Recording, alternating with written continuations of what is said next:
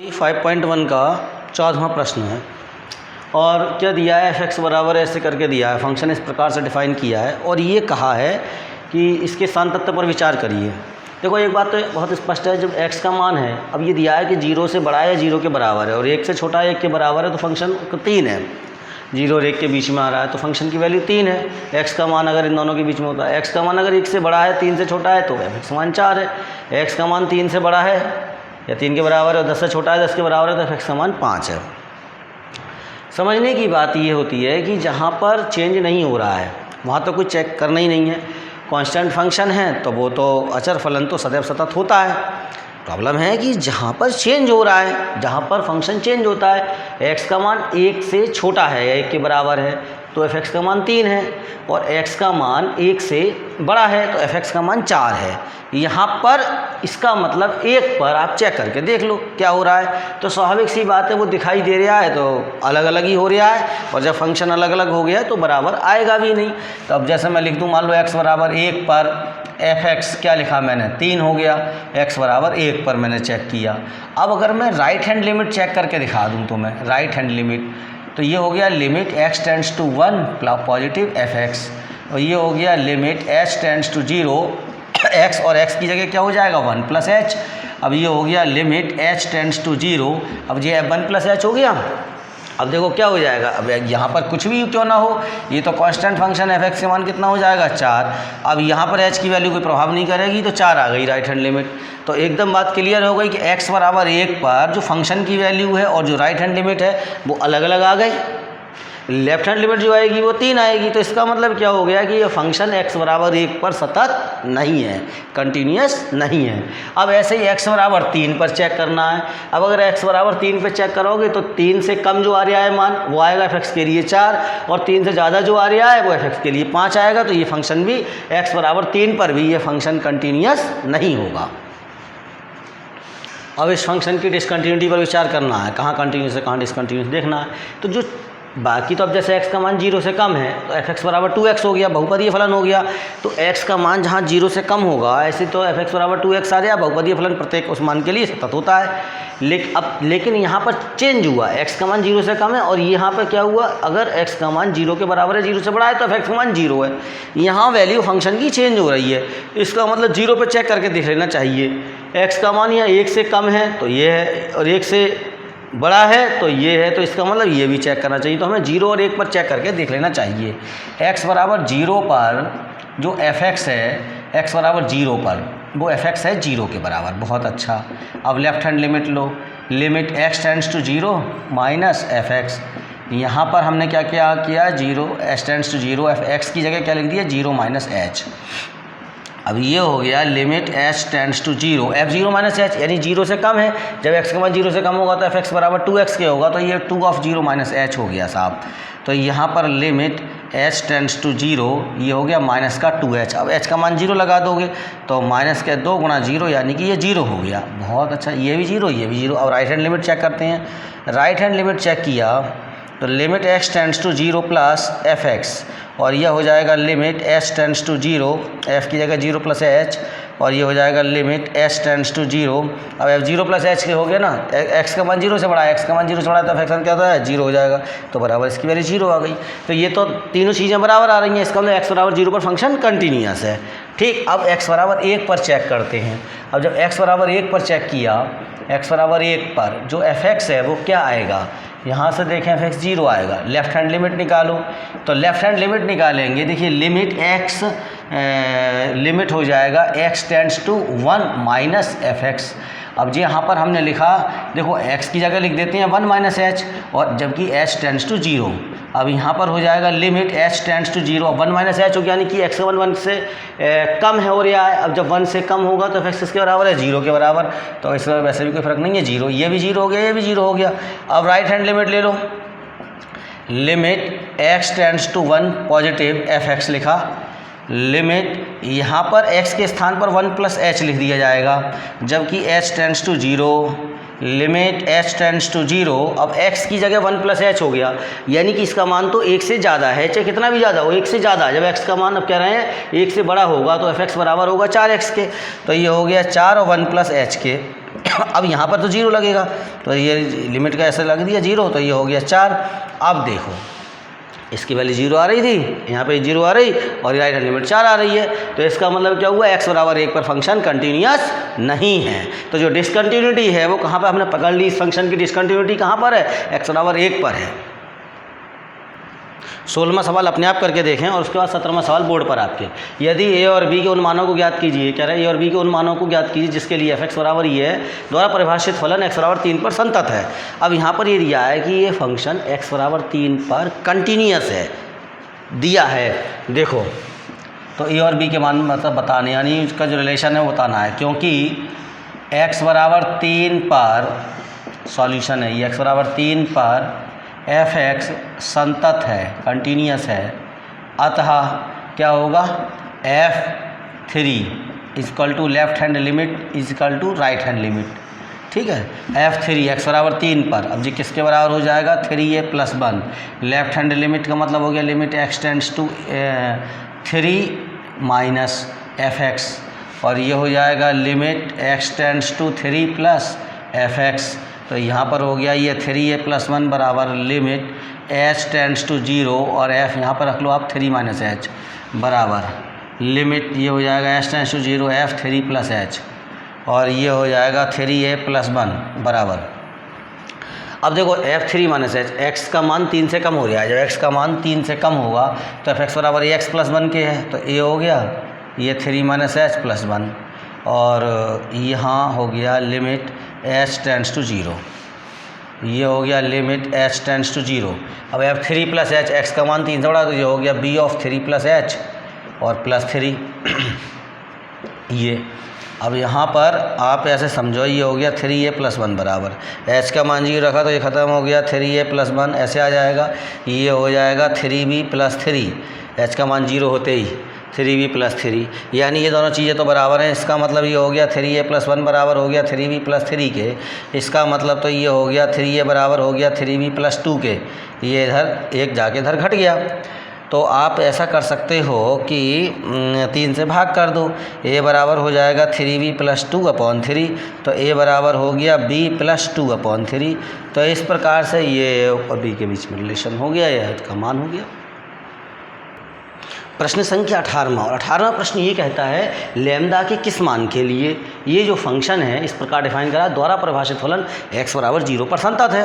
यानी लैम्डा का हम क्या मान रखें कि x बराबर 0 पर ये फंक्शन कंटिन्यूअस रहे। ठीक है, तो अब मैं इसको चेक करता हूँ, x बराबर 0 पर f(x) बराबर क्या होगा, तो f(x) बराबर तो ये आ रहा है लैम्डा x² - 2x। फंक्शन की डेफिनेशन ये लगेगी, अगर x का मान 0 के बराबर है, 0 से कम है तो f(x) इसके बराबर है, x का मान 0 से अधिक है तो f(x) 4x + 1 के बराबर है। ठीक है, तो ये f(0) बराबर क्या हो जाएगा, अब लैम्डा 0 - 0 हो गया, तो ये तो फिर लैम्डा × 0 यानी ये हो गया 0।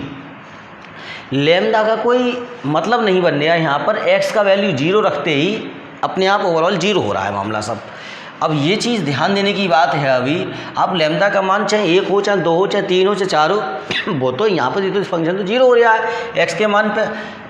x का मान अगर 0 रख रहे हैं तो अब दूसरी चीज़ आई कि अगर हम देखें लेफ्ट हैंड लिमिट क्या कह रही है, limit x tends to 0 minus f(x), तो ये हो गया limit h tends to 0, f(x) की जगह हो गया 0 minus h, limit h tends to 0। अब 0 माइनस h है ना जी x का मान, तो 0 माइनस h अर्थात 0 से कम है, तो यहाँ पे ले आऊँगा मैं, इसको ऐसे समझ लूँगा, तो limit h tends to 0 f minus h।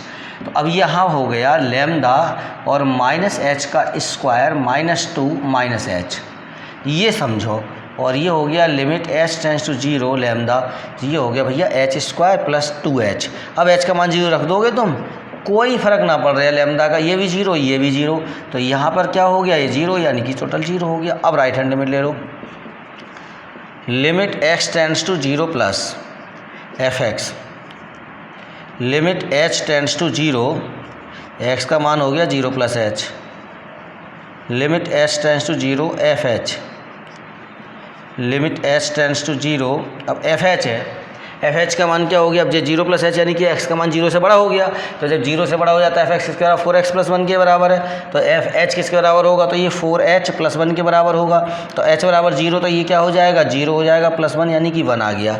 तो भाई एक चीज़ तो ये हो गई कि इसकी वैल्यू, ये तो x बराबर 0 पर, पहली बात आप लैम्डा का मान कुछ भी रख लो वो कंटिन्यूस नहीं आ रहा है ना। x बराबर 0 पर फंक्शन है डिसकंटिन्यूस, लैम्डा का मान चाहे कुछ भी रखो, इसलिए क्योंकि फ़र्क नहीं पड़ रहा है, क्योंकि वो यहाँ से ही 0 हो जाता है, ऐसे ही यहाँ 0 है, ये तीनों चीज़ें अलग अलग आ रही हैं, तो इसलिए लैम्डा के किसी भी मान के लिए x बराबर 0 पर फंक्शन कंटिन्यूस नहीं होगा।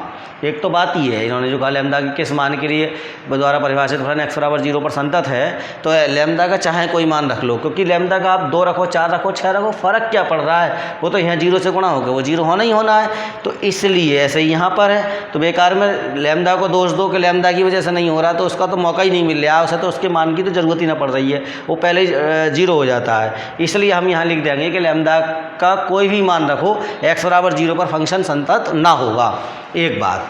अब दूसरी बात ऐसे ही पूछा है x बराबर 1 पर इसके सांतत्य का विचार करो, तो x बराबर 1 पर सांतत्य का विचार आप करके देख सकते हैं इसी तरह से। प्रश्न संख्या 19 है और ये दिया हुआ है कि g(x) बराबर x माइनस और बॉक्स x लिखा है, ये ग्रेटेस्ट इंटीजर फंक्शन होता है, महत्तम पूर्णांक फलन। अब इसमें क्या कहा है कि ये सिद्ध करो कि जो इंटीजर्स होते हैं उन पे सब पे ये असतत होता है। तो ये आपने पिछले साल पढ़ा हुआ है, इसका चित्र ध्यान में होगा, इस तरह से सीढ़ी के टाइप का बनता है ना, बिना डंडे वाली जो वैसी सीढ़ी होती है, खड़ी डंडे बिना वाली, ऐसे ऐसे करके ये वो वाली चीज़ में है, तो आपको ध्यान में है ये वाला।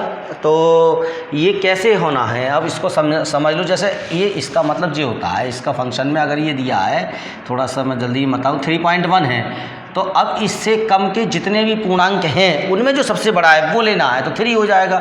अगर आप 3.2 लोगे तो ये 3.2 लिया, अब इससे छोटे जितने ही पूर्णांक है तब भी ये 3 आएगा। अगर 3.9 ले लोगे तब भी 3.9 है, तो इसमें भी क्या हो जाएगा, 3 हो जाएगा। अब 4 जब लोगे तो उसके लिए 4 हो जाएगी, फिर 4.1 4.2 सबके लिए 4 चलता रहेगा, तो इसलिए वो ऐसे ऐसे करके चलता रहता है। अब ये सब पूर्णांकों पर असतत है, इसे सिद्ध करना है। मान लो x बराबर a ले लिया, कोई जनरल वैल्यू है, तो अब जैसे यहाँ पर g a ले लिया मान लो हमने, तो ये तो कोई बात नहीं है, a माइनस बॉक्स a ऐसे करके आपने लिख लिया, तो ये तो हो गया a माइनस a यानी कि 0 हो गया, उस फंक्शन की वैल्यू हो गई x बराबर a पर। ठीक, कोई प्रॉब्लम नहीं है। अब लेफ्ट हैंड लिमिट देखेंगे तो ये हो गया limit h tends to 0, x tends to 0 minus, और यहाँ लिख दो gx, limit h tends to 0 और 0 माइनस h, तो ये हो जाएगा लिमिट h टेंड्स टू 0। अब ये 0 माइनस h हो गया, तो यहाँ पर क्या लिखोगे, ये हो जाएगा 0 माइनस h, सॉरी ये 0 पे क्यों लो, ये तो a पर लो, ये a पर लेना चाहिए, 0 मैंने कहाँ से ले लिया, a माइनस। अब ये हो गया a माइनस एच, और माइनस बॉक्स में लिखो a माइनस एच। अब लिमिट यहाँ आएगा h टेंड्स टू 0, यहाँ पे a माइनस एच हो गया था x की जगह, तो ये हो गया h टेंड्स टू 0। अब a माइनस एच तो a माइनस एच रहा, माइनस ये a माइनस एच है, यानी a से कुछ कम है। अब ये एक समझने की बात है कि जब ये a से कुछ कम होगा, a तो नहीं है, तो जैसे आप ऐसे समझो, तो फिर हम उसको क्या लेंगे, जैसे मान लो ये समझो जैसे 2 होता है, अब ये 2 से मैं कुछ ज़रा सा पीछे वाला वैल्यू रखूँ, मान लो 1.9 रखा मैंने, 1.9 रखा, और इसे बॉक्स में रखा, तो क्या आ जाएगा, 1 आ जाएगा। अगर मान लो 3 है, अब 3 से मैं थोड़ा सा कम रखूँ, क्या रखूँ मैं, 2.9 रखूँ बॉक्स में, तो इसका इंटीजर फंक्शन बाहर निकल के क्या आ जाएगा, 2 आ जाएगा, यानी जो यहाँ है फिर उससे 1 कम हो रहा है, ऐसे समझने की बात है ये। तो अब ये जो है वो क्या रख रहे हो आप, a रख रहे हो, तो जो a रख रहे हो उससे क्या हो जाएगा, ये a माइनस 1 हो जाएगा, क्योंकि आप a से कम रख रहे हो तो उससे 1 कम वाला आ जाएगा, जो पीछे वाला है वो हो जाएगा। तो अब यहाँ पर आ गया limit h tends to 0 a minus h minus a plus 1, a से कैंसिल हो गया, h के लिए 0 रख देंगे, तो 0 प्लस 1 यानी कि 1 हो गया। अब जो तो मामला यहीं पे ख़त्म हो गया, वैसे तो यहीं पे ख़त्म हो गया, साफ दिखाई दे रहा है, इसकी वैल्यू 0 आ रही थी, इसकी वैल्यू 1 आ रही, तो इसका मतलब x बराबर a पर ही ये 2 चीज़ें बराबर नहीं हैं। तो ये सबके लिए होता है, आप जो कोई भी फंक्शन लेकर देख सकते हो, और इस तरह से मतलब ये जो फंक्शन है इसमें x की कोई भी वैल्यू लेकर देख सकते हो, तो इसलिए जनरल वैल्यू a लेकर चले हैं, तो ये प्रत्येक पूर्णांक के लिए ये असतत होता है, ये बात सिद्ध हो गई। ये 20वां सवाल है और इसमें पूछा है क्या ये फंक्शन x बराबर पाई पर संतत है। चेक करके देखता हूँ, पहले तो पाई का मान रख देता हूँ मैं, यहाँ पर ये रख दिया मैंने pi square minus sine pi plus 5।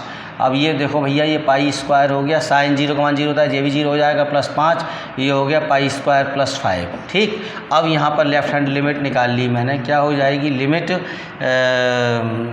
पाई पे निकालना है तो x tends to pi minus और fx हो जाएगा लिमिट h टेंड्स टू 0 और x की जगह क्या हो गया पाई माइनस h और limit h tends to 0 pi minus h का मतलब हो गया पाई माइनस h का वर्ग हो गया माइनस साइन पाई माइनस h +5।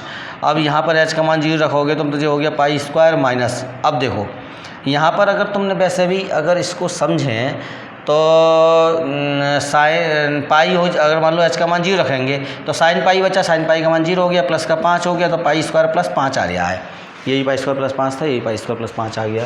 अब राइट हैंड लिमिट देख लो, राइट हैंड लिमिट देखेंगे तो ये क्या हो जाएगा limit x tends to pi plus fx और ये हो जाएगा limit h tends to 0, x की जगह क्या हो जाएगा पाई प्लस h और ये हो जाएगा limit h tends to 0 pi plus h, तो ये हो जाएगा पाई प्लस h का square minus sine pi plus h +5।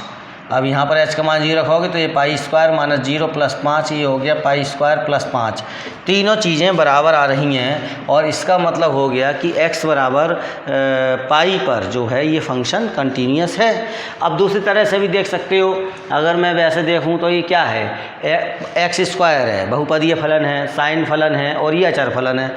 तो ये प्रत्येक फलन जो होता है वो कैसा होता है कंटिन्यूस होता है, सब जगह से कंटिन्यूस होता है। अब इनका दो फंक्शन का योग होता है वो भी कंटिन्यू, अगर दो फंक्शन कंटिन्यूस हैं तो उनका जो योग होता है वो भी कंटिन्यूस होता है। अब मान लो जी x स्क्वायर और मैंने 5 एक संग लिख लिया और माइनस का साइन x अलग रख लिया, तो मैं ऐसे कह दूँ x स्क्वायर +5 एक बहुपदीय फलन है, साइन x एक साइन फलन है और दो फंक्शन दोनों कंटिन्यूस होते हैं तो दोनों का जो डिफरेंस है वो भी कंटिन्यूस होगा। ऐसे करके आ रहा है और जिस तरह से सिद्ध करा दिया तो पूरा तरीका है ही है। ये रीजनिंग की बात थी जो ये बताई है और ये पूरा आपके सामने समझने की दृष्टि से है।